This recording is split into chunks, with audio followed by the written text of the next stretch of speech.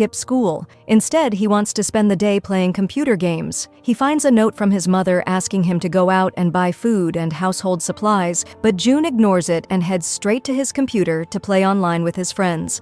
While they're playing, one of his gaming buddies suddenly shouts, "Turn on the TV now and check the news." June, curious, switches on the television. A news anchor is speaking, but suddenly the broadcast cuts off. He grabs his phone but finds that there's no signal. Looking out the window, he sees people running in panic, some attacking each other for no apparent reason. Then, to his horror, he witnesses a girl viciously biting another woman in a disturbing scene. June is stunned and doesn't understand what's happening, and no help is arriving. Soon after, he hears people shouting inside his apartment building. He peeks through the peephole but sees no one. Just as he's about to open the door, his neighbor bursts in. The man frantically tells June, "Everyone outside has gone crazy. My own brother came into my house completely transformed into a zombie. He tried to kill me. Please let me stay here for a while."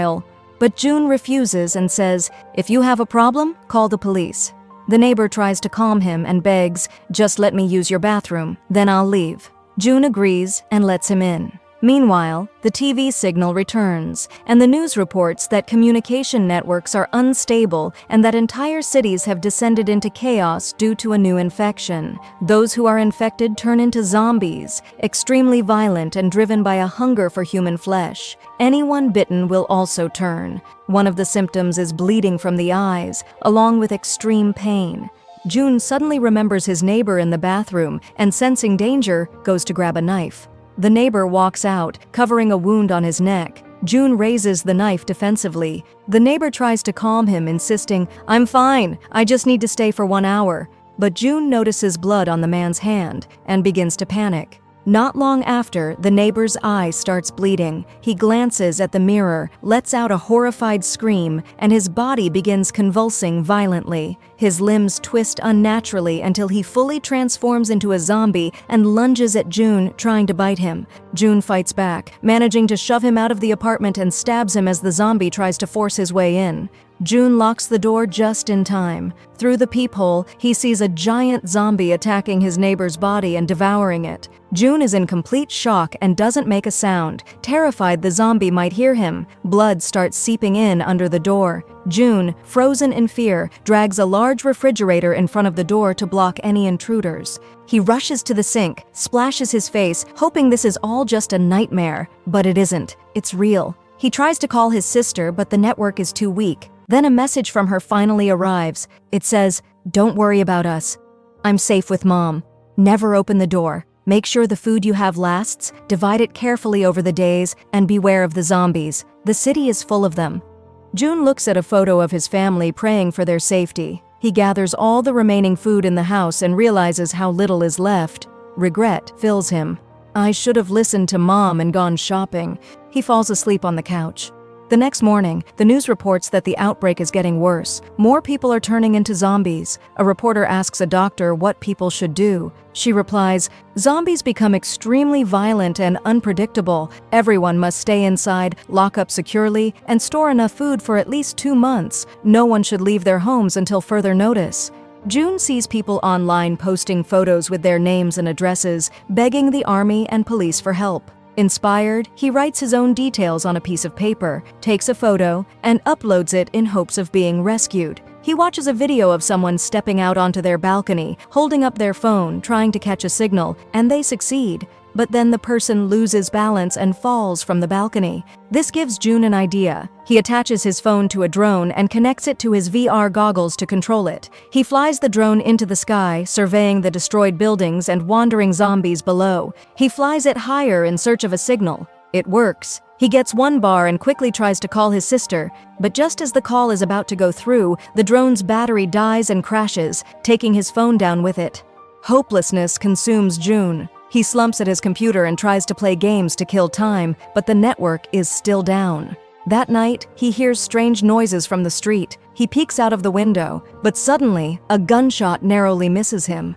Outside, a female police officer is trying to fend off a horde of zombies. She's running out of bullets. Desperately, she loads her last magazine, but it's not enough. Just before the zombies reach her, she tries to shoot herself, but she fails. The gun drops and the zombies drag her screaming across the street. June witnesses everything and sets his sights on the fallen gun. He needs it to protect himself. Suddenly, loud banging starts at his door. He grabs a baseball bat and braces for impact. The pounding is so strong that the fridge blocking the door shifts and falls. To his horror, a zombie emerges from behind it. June realizes he can't fight the zombies off for long, so he runs toward the balcony, thinking of a bold escape plan. He rushes out and pretends to jump, but in reality, he just hangs off the edge, clinging tightly. The zombie chasing him leaps off right after him, believing June had jumped too, but the zombie falls to its death. June looks down, sees the body, and feels a deep sense of relief. From a distance, he spots a massive horde of zombies roaming the streets.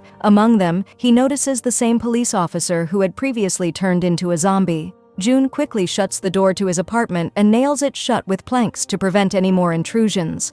As he assesses the damage inside, June sees that all the food he had left has spilled out of the fridge during the earlier zombie attack. He feels crushed. This was the last of his supplies. Just then, he hears a woman screaming in the street. He grabs his tablet and starts recording a video saying, "This is my second day locked inside the house. I don't know what to do. I feel like it's a miracle I'm still alive."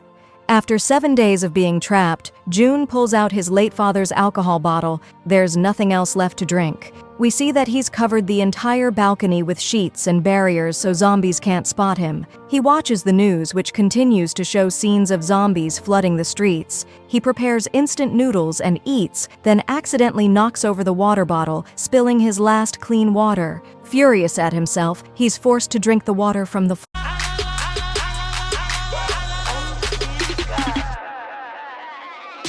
floor. Despite the circumstances, June still refuses to leave the house, even though he desperately wants the fallen police officer's gun. When he turns on the TV again, it's the same broadcast. No progress, no solution. The announcers still urge people to stay indoors. More days pass with no updates. June begins drinking his father's alcohol more frequently, eventually dancing aimlessly around the apartment in a drunken state. In his intoxication, he starts hallucinating that his family has returned. He sees his mother and runs to hug her, only to snap out of it and realize it was all in his imagination. He breaks down in tears from emotional exhaustion and dehydration. Later, June receives a voice message from his mother. Desperate to hear her voice, he climbs out the window, trying to catch a signal. The plan works. He manages to get a weak connection, and his mother answers, but what he hears shatters him. "We're at the Adabak Company. There are zombies breaking in." Then he hears her and his sister screaming as zombies attack them. The line goes dead. June cries hysterically, consumed by helplessness and rage. In a fit of madness, he smashes everything around him, including the television. He finally snaps. Completely unhinged, he runs outside, kills the zombie at his door, and begins screaming and raging in the street. He sees his neighbor, now fully zombified, feasting on a corpse. The zombie starts approaching him, but June screams at him to back off. Unfortunately, the noise draws the attention of nearby zombies. June sprints toward the elevator, hoping to escape, but inside is another zombie. He quickly runs away and hides, holding his breath to stay silent. Eventually, he sneaks back into his apartment, but a blind zombie is right behind him. June stays perfectly still, silent and frozen. Luckily, the blind zombie passes by without noticing him. He finally makes it back into his apartment, but the sound of him locking the door draws the zombie's attention. They begin pounding on his door. June holds the doorknob tightly, resisting with all his strength until the zombies eventually give up and walk away. 20 days have now passed. June has finished all the alcohol. He looks outside and sees electrical substations exploding. Soon, the entire building loses power. Hopelessness sets in. He picks up his camera to make one last video but can't even utter a single word. Emotionally destroyed, he decides to end his life. He ties a rope and prepares to hang himself. As he begins to lose consciousness, a red laser suddenly shines on him from the apartment building across the street. It points to a board that simply says, "No." June snaps out of his attempt and unhooks himself. It turns out a woman in the neighboring building named Kim had spotted him and was trying to stop him with her laser pointer. She continues signaling to him, using a board with written messages, asking him not to speak aloud to avoid alerting the zombies. They agree to communicate using hand gestures. She calls him an idiot for thinking about suicide, and they agree to meet at their windows every morning at 7 a.m. June smiles. He's found another survivor and hope returns to his heart. We cut to Kim in her apartment. She has set traps by the doors and keeps weapons close. Fortunately, she has enough food supplies. The next morning, June wakes up and realizes he overslept. He rushes to the window and doesn't see her there, but Kim soon appears, cautiously checking the area before coming to the window. She scolds him, "You're late." He apologizes, and they introduce themselves. Suddenly, Kim spots a zombie inside her own apartment. She tells June they'll meet at the window again tomorrow at 7. She returns inside and sees the zombie caught in one of her traps, hanging. Calmly, she grabs a hammer and finishes it off. That night, it starts raining. June and Kim take the opportunity to collect rainwater using every cup and bowl they can find.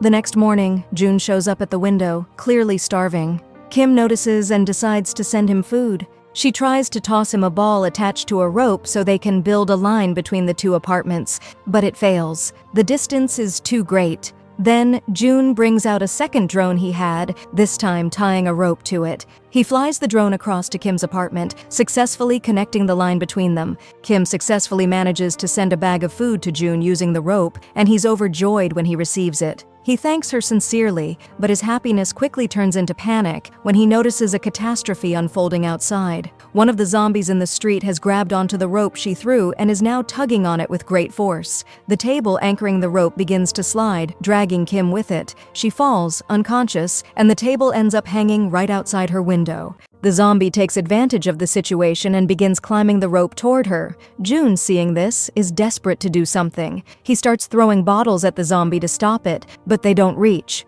The creature keeps climbing undeterred. Thinking quickly, June launches his drone and flies it directly to the zombie. He circles around it, trying to distract it. The plan works. The zombie becomes disoriented. Meanwhile, a larger group of zombies begins surrounding June's building, attempting to break in. The zombie climbing toward Kim grabs the drone, but just as it's about to reach her window, Kim regains consciousness. She grabs a weapon and cuts off the zombie's hand, killing it before it can get any closer. The zombies below scream in rage at her. Meanwhile, June wraps duct tape around his shoes to muffle the sound of his footsteps and grabs a stick. He sneaks out of his apartment and spots a part of his neighbor's body on the ground. He takes the neighbor's keys and breaks into the apartment. Inside, he heads straight to the fridge, taking all the food he can carry.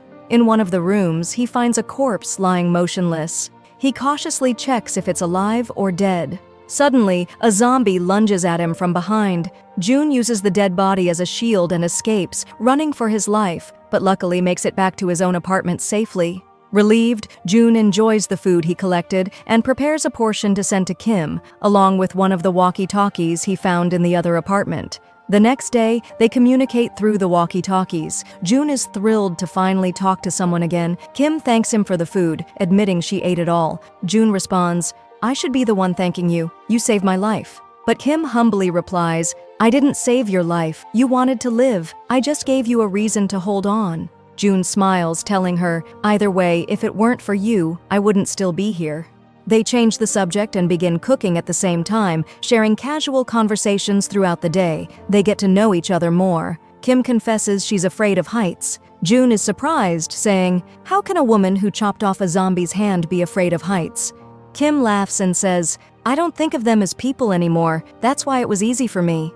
Suddenly, both hear what they think is rain, and they get excited to collect water. But they quickly realize it's not rain at all. It's the sound of a massive horde of zombies running toward the building. Panicked, both June and Kim drop to the ground, trying not to make a sound, but Kim accidentally knocks over a table. The loud crash draws the zombies toward her apartment. Terrified, she radios June and tells him what just happened. June doesn't hesitate. He comes up with a distraction plan. He calls the phone line of another apartment in Kim's building. The ringing sound draws the zombies away from Kim's unit, buying her precious time. The two then agree it's time to escape the buildings and find a safe place. Kim believes the 8th floor of a specific building nearby is clear of zombies. She's been observing it for days and hasn't seen any movement. Determined, Kim decides to go first. She ties a rope to herself and climbs out the window. On her way down, she encounters several zombies, but she fights them off with precision, using her weapons and sheer determination. Despite their numbers, she handles them like a pro. June watches in awe. She retrieves the gun that was lying on the ground, but just as a zombie is about to bite her, June rushes down and joins the battle. Together, they fight side by side, fending off the creatures. They manage to escape and run toward the building Kim mentioned. Once inside, they slam the door shut, but the glass is weak and won't hold for long. The zombies begin smashing it. June and Kim quickly rush to the elevator, barely making it in time, and enjoy a moment of safety. They reach the 8th floor and begin inspecting the hallway. There's no sign of any zombies. They try opening some of the apartment doors, but all are locked. Then, they suddenly see a zombie approaching from behind. Within seconds, a whole army of zombies appears. June slams down a large iron gate across the hallway to delay the horde, buying them time, and begins attacking. Eventually, Kim manages to open the door of one of the apartments, but suddenly someone pulls her inside. That person throws a smoke grenade to cover their movement and calls for June to follow. June rushes in, and for a brief moment, they find safety. But Kim is suspicious and asks, "Who are you?" The man introduces himself as Seung and says, "You should be thanking me." Kim is still confused and says, "I was sure no one was on the 8th floor." Seung responds, "I thought I was the only one alive in this whole area." He offers them some water, but Kim hesitates until he drinks from the same bottle. Only then does she feel safe enough to drink too. Seung also offers them food, saying, "Eat this while we wait for the rescue team." Both June and Kim are shocked and hopeful to hear that a rescue team is coming. Seung explains, "I saw it on the TV." June, overwhelmed with joy, hugs Kim, feeling that finally there's a chance to survive. But just a few minutes later, June suddenly collapses. He's been drugged. It turns out Seung had laced the food with a sedative. Kim doesn't have time to react. She too collapses. Seung drags Kim across the floor into another room, ties her up, and locks her inside. When Kim regains consciousness, she finds herself face to face with a zombie chained beside her. Then she hears Seung's voice from behind the door. He starts releasing the zombie toward her. Shockingly, Seung reveals the truth. This zombie used to be his wife. He wants her to feed on any living human to survive. That's why he locked Kim inside. He's offering her as food to his undead wife. At that moment, June wakes up and aims the gun at Seung, calling him a monster. Seung, desperate, says, "I'm just trying to save my wife from death." He then releases the zombie's chain and tells June, "Let her eat Kim and I'll let you live. I'll even give you all the food you want." He pleads with June to agree, but June struggles to hold on to the chain. It slips from his hand, and the zombie moves closer to Kim, who screams in terror. June tries frantically to open the door, and Seung falls to the ground. Then suddenly, Kim goes quiet. Thinking it's over, Seung opens the door to check, but his zombie wife turns on him and attacks. In that moment, Kim grabs the gun and aims it at them. Seung does nothing. He lets himself be eaten. "Let her feed," he says, offering himself willingly. Kim, with no other choice, pulls the trigger and kills both Seung and the zombie. But the gunfire echoes through the building, and every zombie in the area hears it. They begin swarming toward the apartment. Kim and June hear the growls and pounding footsteps. Dread sets in. They fear this is truly the end. Kim hands the gun to June and pleads, "Shoot me!" June, shocked and crying, hesitates, but before he can do anything, they suddenly hear the sound of helicopters above. They rush to the window and spot military helicopters circling. Quickly, they head to the rooftop, throwing smoke grenades as signals and fighting off zombies along the way. As they climb the stairs, Kim slips and falls, but June saves her and shouts for her to go up first and stop the helicopter. She reaches the rooftop, but by the time June follows and locks the door behind him, the helicopters are gone. They'd left. June stands in disbelief. He screams, pleading for help from anyone who might still hear.